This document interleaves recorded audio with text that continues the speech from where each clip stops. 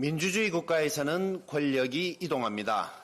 여당이 야당이 되기도 하고 공수가 전환되기도 하기 때문에 서로를 공격하려면 잣대가 일관되어야 합니다. 그렇지 않으면 국민들의 동의를 받기 어렵기 때문입니다. 그런데 이 정부처럼 제멋대로인 경우를 본 적이 없습니다. 대통령이 야당 대표를 2년 만에 처음 만나는 황당한 정치를 하더니 이번에는 37년 만에 처음으로 국회 개원식에 불참합니다. 입장할 때 야유를 받을까봐 불참을 건의했다는 정진석 비서실장은 대통령을 쫄보로 만들어버렸습니다. 그리고 개원식을 불참하고 김건희 여사 생일잔치를 열어준 윤석열 대통령은 진정한 사랑꾼이라는 호칭을 얻었습니다. 네, 앞으로 윤석열 대통령의 별명은 둘을 앞에 쫄보 사랑꾼 되시겠습니다. 정부가 제멋대로니 각 부처뿐 아니라 단체장들도 제멋대로입니다. 옛날에는 뭔가를 해먹으려던 이들이 문제가 될까봐 참가 자격은 만들어서 해먹었는데 이제는 그런 눈치도 보지 않고 마음대로 합니다.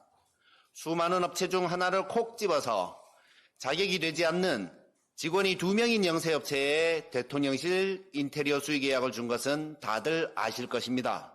초등학교 운영위원회도 그렇게 하지 않습니다. 그런데 감사원은 제대로 감사하지 않았습니다. 오세훈 시장이 있는 서울시는 한강 수상택시 사업을 하며 171억을 책정했는데 직원도 실적도 자체 제작 능력도 없어서 자격조차 안 되는 업체를 선정했습니다. 누가 무슨 목적으로 했는지 철저히 조사해야 합니다. 공무원들이 바보도 아니고 이런 일이 우연히 벌어질 리가 없습니다. 뉴라이트 배민 교수가 집필에 참여했다는 역사교과서는 애시당초 출판사가 검정 자격조차 갖추지 못했습니다. 그런데 버젓이 검정 과정에 있습니다. 재정 여력도 안 되는 업체가 갑자기 눈가림으로 책을 펴내서 실적을 조작하는 일을 왜 했겠습니까? 확신할 수 있는 어떤 약속 없이 돈 들여 책을 집필하고 펴내는 일을 하겠습니까? 상식적으로 의구심이 들 수밖에 없습니다. 심우정 검찰총장 후보의 장남은 이과생이 주로 받는 장학금을 문과생으로서 받았습니다. 그런데 공직자의 자녀가 받는 장학금에는 뇌물과 청탁금지법을 적용하는 것 아니었습니까? 뉴라이트 기관장이 있는 곳에 11대 1의 경쟁을 뚫고 취업한 딸에 대해서도 취업한 후에 심우정 검찰총장 후보가 생활비를 계속 주고 있는지 끊었는지를 조사해야 하는 것 아니겠습니까?